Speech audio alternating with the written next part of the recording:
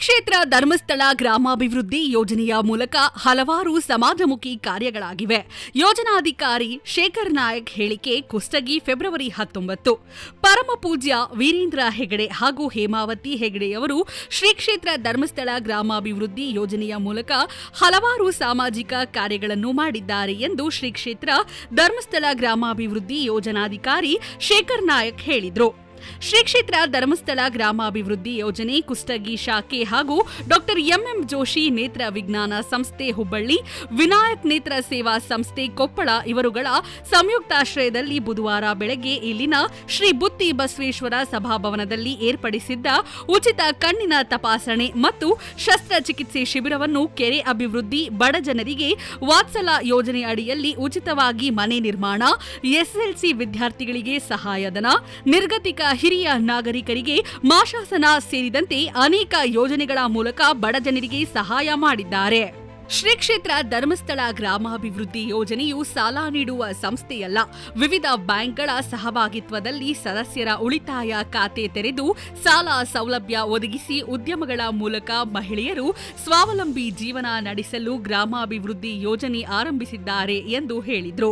ಮಹಿಳಾ ಸ್ವಸಹಾಯ ಸಂಘದ ಸದಸ್ಯರು ಆರೋಗ್ಯ ಕಾರ್ಡ್ ಪಡೆಯುವ ಮೂಲಕ ಉತ್ತಮ ಆರೋಗ್ಯ ಹೊಂದಬೇಕು ಎಂದು ಸಲಹೆ ನೀಡಿದರು. ವಿನಾಯಕ ನೇತ್ರ ಸೇವಾ ಸಂಸ್ಥೆ ಅಧ್ಯಕ್ಷ ಬಸವರಾಜ ಪಲೇತ್, ವಕೀಲ ಚಂದ್ರಶೇಖರ್ ಉಪ್ಪಿನ್ ಮಾತನಾಡಿದ್ರು.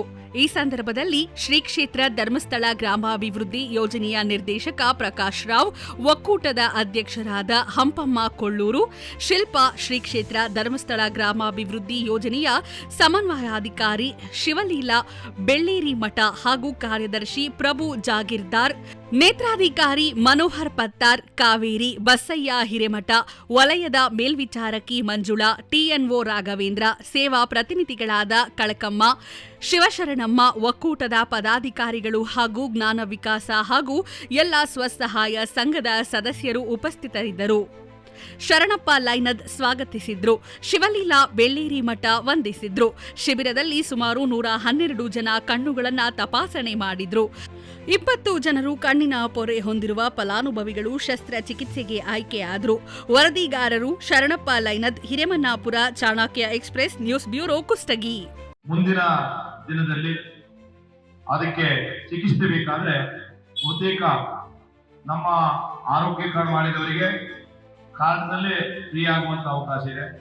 ಬೇರೆ ಬೇರೆ ಹೆಲ್ತ್ ಇನ್ಶೂರೆನ್ಸ್ ಮಾಡಿದವರಿಗೆ ಅದರಲ್ಲಿ ಹೆಚ್ಚಿನದಾಗಿ ಅವರು ಅದು ಎರಡು ಇಲ್ಲದವರಿಗೆ ಬಹುತೇಕ ಅವರು ಉಚಿತವಾಗಿ ಮಾಡಿಕೊಡುವಂತ ಒಂದು ವ್ಯವಸ್ಥೆಯನ್ನ ವಿನಾಯಕ ಟ್ರಸ್ಟ್ನವರು ಮತ್ತು ಎಂಎಂ ಜೋಶಿ ವಿಜ್ಞಾನದವರು ಮಾಡ್ಕೊಡ್ಬಹುದು ಅಂತ ನನ್ನ ಕಲ್ಪನೆ. ಮತ್ತೆ ಅವರ ಹತ್ರ ಮಾತಾಡ್ತಾ ಇದ್ದಾರೆ. ಬಹುತೇಕವಾಗಿ ನಮ್ಮ ಕಾರ್ಡ್ ಇದ್ರೆ ಹೆದರುವ ಅಗತ್ಯತೆ ಇಲ್ಲ.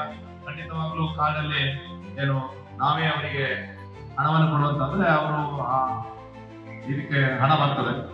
ಧರ್ಮಸ್ಥಳ ಗ್ರಾಮಾಭಿವೃದ್ಧಿ ಯೋಜನೆಯ ಮೂಲಕ ಇವತ್ತು ಅನೇಕ ರೀತಿಯ ಸಮಾಜಮುಖಿ ಕಾರ್ಯಗಳನ್ನ ಮಾಡ್ತಾ ಇದ್ದೇವೆ.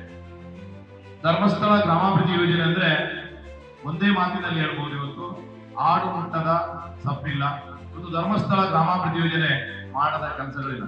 ಧರ್ಮಸ್ಥಳ ಗ್ರಾಮಾಭಿವೃದ್ಧಿ ಯೋಜನೆ ಈ ಗ್ರಾಮೀಣ ಪ್ರದೇಶದ ಅಭಿವೃದ್ಧಿಗಾಗಿ ಏನೆಲ್ಲ ಕಾರ್ಯಕ್ರಮಗಳು ಬೇಕಾ ಆ ಎಲ್ಲ ಕಾರ್ಯಕ್ರಮಗಳನ್ನ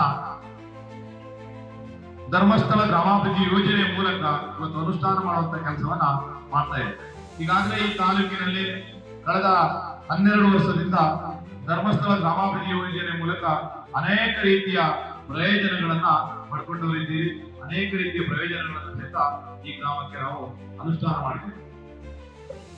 ಇವತ್ತು ಬಹುಮುಖ್ಯವಾಗಿ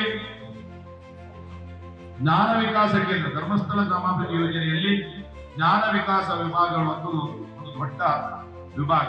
ಜ್ಞಾನ ವಿಕಾಸ ಕೇಂದ್ರದ ಮೂಲಕ ಮಹಿಳೆಯರಿಗೆ ವಿಶೇಷವಾಗಿ